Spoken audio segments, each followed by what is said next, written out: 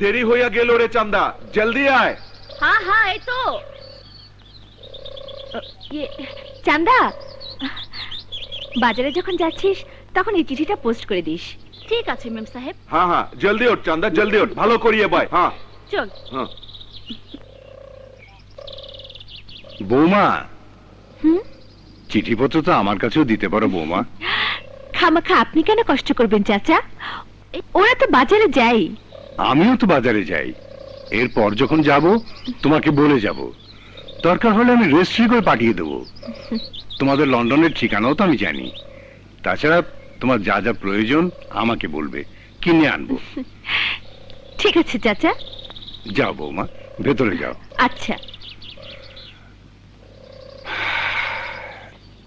শুনুন,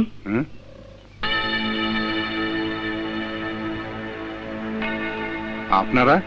সময় শেষ, আর সময় দেয়া যাবে না। খামার বাড়ি খালি করে দখল নেয়ার জন্য পুলিশ নিয়ে এসেছি।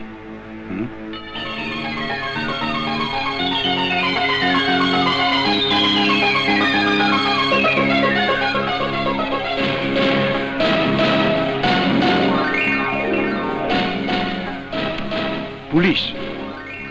এদেরকে তো পুলিশ বলে মনে হচ্ছে না। এদের চেহারা আমার চেনা, প্রায় এদেরকে বাজারে দেখি।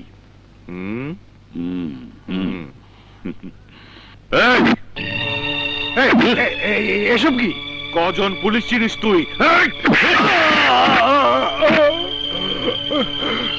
খবরদার, আমার ভাইয়ের গায়ে আরেকটা আঘাত করলে আমি মাথার খুলি উড়িয়ে দেব। একটা বন্দুক দিয়ে তুই মাথার খুলি উড়িয়ে দিবি? দেখ কার মাথার খুলি কে উড়ায়।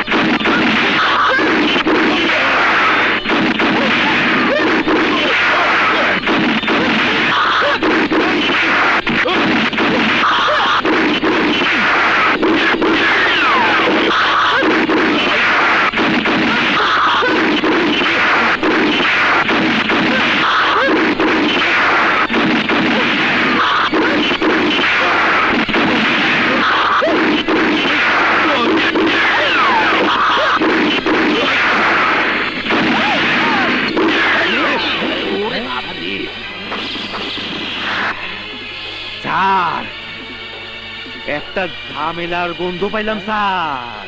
মানে? মানে কোথায় যেন গোলাগুলি হলো, শব্দ পেলাম। শুনেছি।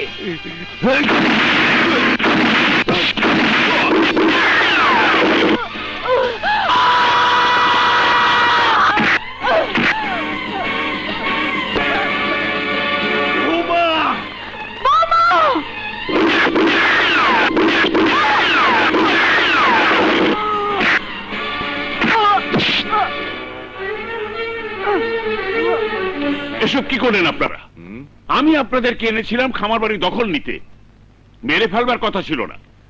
মেরে না ফেললে এতক্ষণ আমাদের লাশ পড়ে থাকতো এখানে। ভালোই তো হলো ম্যানেজার, পুরো বাড়িটা এখন আপনি হাসতে হাসতে নিলামে তুলতে পারবেন। এখন এখানে দেরি করা ঠিক হবে না। গোলাগুলির শব্দে আসল পুলিশ চলে আসতে পারে। জলদি চলুন। হ্যাঁ চলুন। এই এলাকায় প্রত্যেকটা খামার বাড়িতে অনেক লাইসেন্স করা বন্দুক আছে। কোন মালিক কখন বন্দুক নিয়ে টার্গেট প্র্যাকটিস করে তার কি ঠিক আছে? তাছাড়া বন্য জন্তু জানোয়ারকে মারতে প্রায় গুলি ছুটতে হয়। কোথাও যদি ঝামেলা হয় সে খবর আপন মনে আমাদেরকে চলে আসবে। খামাখা কষ্ট করে লাভ। চলেন।